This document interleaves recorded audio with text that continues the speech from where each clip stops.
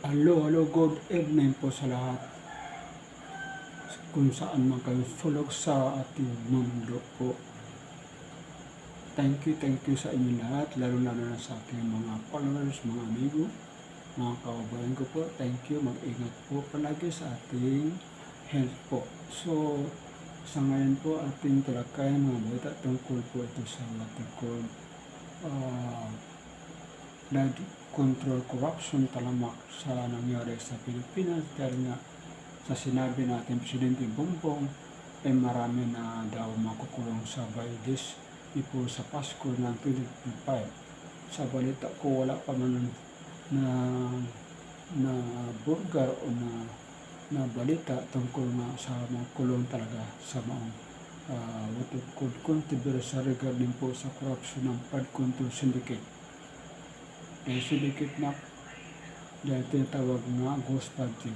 Ito yung pinaka malapit na nangyari sa taong 2025 sa nangyari na talamak na corruption po. Sa buwatan ito ng mga district and of course, siyempre yung mga congressman o sino pa yung mga contractor, dapat sila yung mga sindikato dahil sila yung nakakaalam, lalo na sa distrito sa lugar po. So, ganyan po ang nangyari. Sa aking pagkakaalam, wala pa yata kulong. Kasi sabi natin si Bongbong Marcos na bago magpasko, maaari na daw makukulong. So sa akin, wala pa kong nabalitaan, maaari talaga. Anyway, sana ay meron talaga dahil nga wala na talagang nangyari.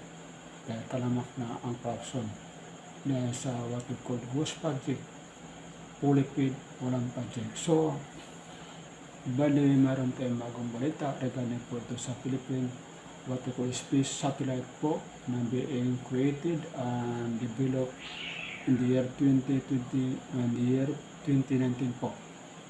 Ito po satellite Maya at Dewata po. So, mga ganitong balita, sana ay mag-improve talaga ito dahil ito ay gawa ng tunay na Pilipino po. Philippine made po ito. Itong mga called space satellite po ng Pilipinas. Pakinggan po ito itong balita regarding po ito.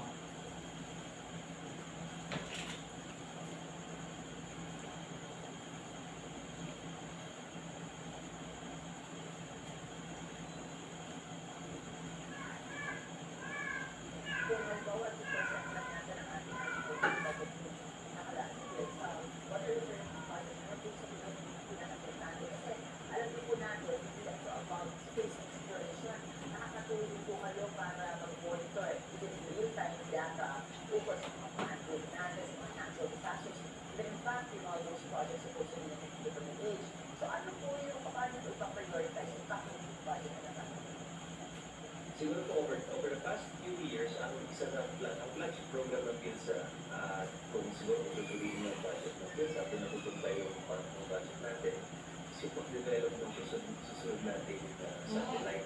So yung multi-spectral unit for land assessment satellite o MULA. 50 engineers kasama yung mga counterparts natin sa UK, yung sa company na partner natin yan. Ginagawa siya ngayon, nasa testing phases na siya. Next year po siya ilo-launch at papaanda rin. So by next year, we will expect na may magagamit na tayong data, industrial level, commercial level data from our PDO na satellite na tayo ang nagpo-control, tayo ang nakagawa. Importante rin, dahil nandun tayo, kasama tayo sa mga gumawa ng satellite na yan, nasa atin yung knowledge kung paano siya gawin ulit dito sa Pilipinas. Kasama po rin sa project na yan yung license to rebuild that satellite in country. At ang nakikita natin dyan, pwede natin i-tap yung mga local companies natin na meron tayong companies that work on precision machining, electronic manufacturing, semiconductors. Yung iba't ibang capabilities po na yan na meron na tayo sa Pilipinas, pwede natin na yung i-tap at i-angat towards the space industry. So yun po yung isa sa flagship na program natin. It's for the satellite development aspect. Satellite. I was going to ask na, ano yung mga practical uses ng Philippine Space Agency, PhilSA? So, sabi nga natin na kanina we were going to introduce you na kayo po ang namamahala dyan ata sa geotagging. Di ba? Yung mga aerial ba? Kayo ba ang gumagawa nun para sa mapping, geotagging, ng mga DPWH? What are the practical uses po of your agency that, you know, we, the ordinary citizen can relate to? So, clarify ko lang po muna yung about yung sa geotagging, no?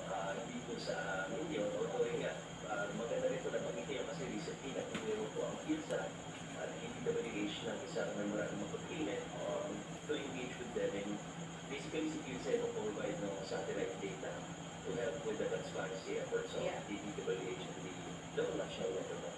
Kaya balik po rin sa tama po, ang tanong nito sana po yung benefits. No? Yung practical, use, no? Ng PhilSat sa mga Siguro po ngayon, well, yung country po natin, blessed po tayo ng mga disasters. Alam na po naman po natin yan, every year naghahanap tayo ng mga bagyo. At isang importanteng aspect po kapag nangyayari yung mga ganyang natural disasters is paano mag-respond yung government after. So si PhilSat po, isa sa mga key products na ginagawa ng PhilSat yung mga flood extent maps and any space data product na related to how do you inform your LGUs or yung NDC kung saan sila magtututok ng resources for more efficient and responsive na response to the disaster. Doon po siguro isang concrete na example. Isa pa po siguro na example, yung si Bill Sarino po, Yan po ang magandang balita Pilipinas regarding po sa space satellite. Gawa na po ng Pilipino. Pinoy po ang gumagawa po ng Diwata at Maya na space satellite ng Pilipinas. So, again, thank you to all my dear, my followers, my friends. Thank you again at mag-ingat. God bless everyone po. Bye-bye. Again, thank you. Good evening po.